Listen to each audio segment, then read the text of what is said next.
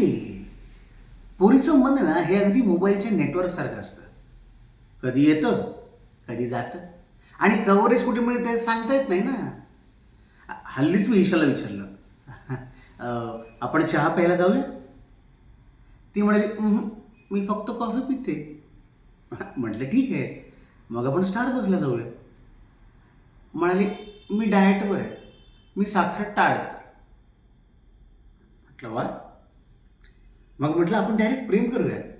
प्रेमात काय गोडवा असतो, पण साखर वाढत नाही.